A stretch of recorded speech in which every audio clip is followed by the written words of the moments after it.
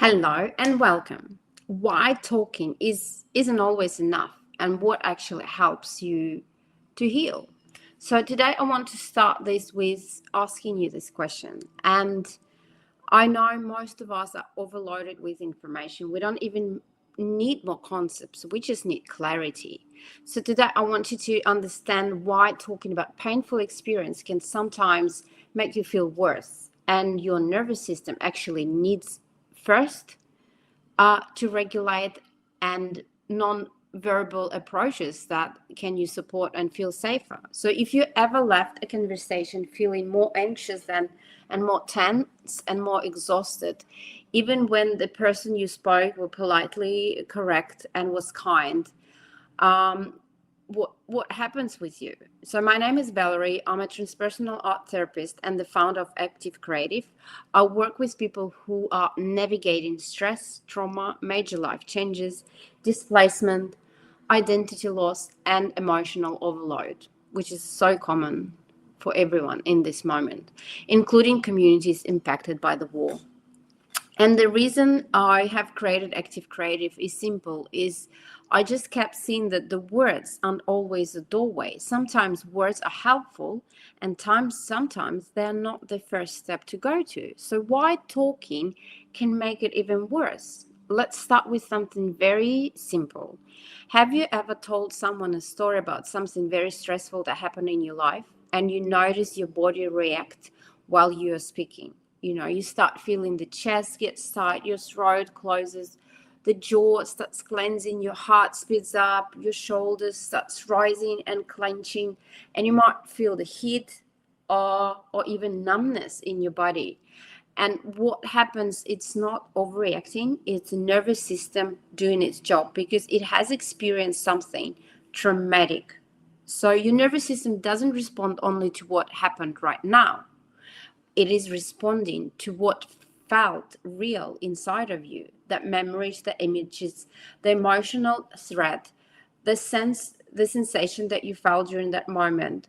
So when you retell an experience that your body still reads as unsafe, your system can go back and respond as if it's happening right now. The body and the mind doesn't know the present or the past.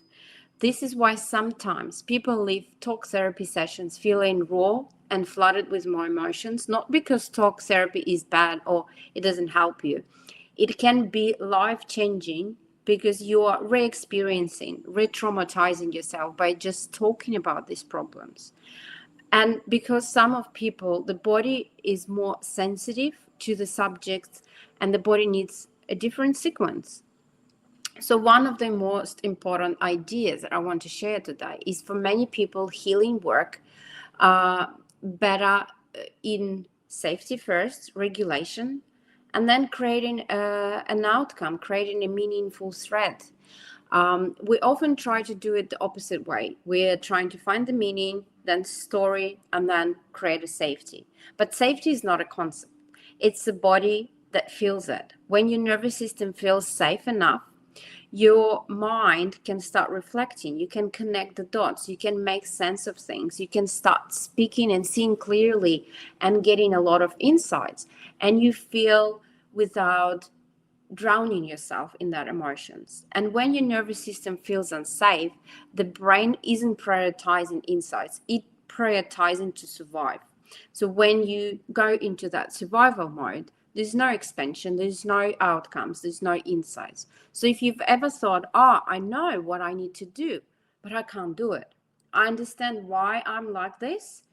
And I see my loops and I see my limitation, but nothing changes. And that's often because the inside alone doesn't shift nervous system patterns. So trauma is not only what happened, it's also what stayed in the body afterwards.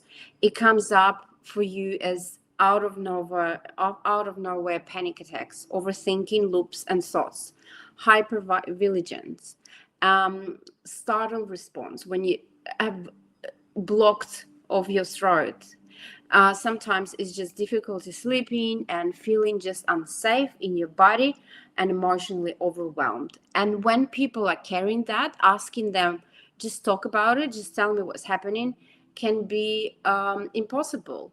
it can feel like reopening something without having an opportunity to hold it. So how do we support the body to feel safe enough without forcing people to go into that story again? And this is where art therapy comes along with active creative method, where creativity and non-verbal methods come in. And that's why art therapy helps without words. When people hear art therapy, they sometimes think it's about being artistic or making something beautiful, or creating an artwork, enjoying the process. But what I'm talking about here is art as a process, not a performance. And when you activate that part of you of allowing yourself introduce your emotions, expressions without words, art becomes a safe bridge between you, what you feel and what you understand. And now I also want to bring one another important idea is that the word can help you frame your thoughts and meanings, but your body needs to feel.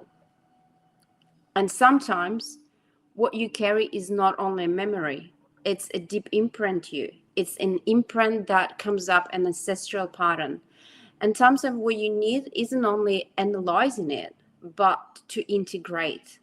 So that's why in Active Creative, I use a lot of transpersonal work. And transpersonal means making space for other ways of looking at the problem, changing the perspective, becoming a collective pattern that we all hold.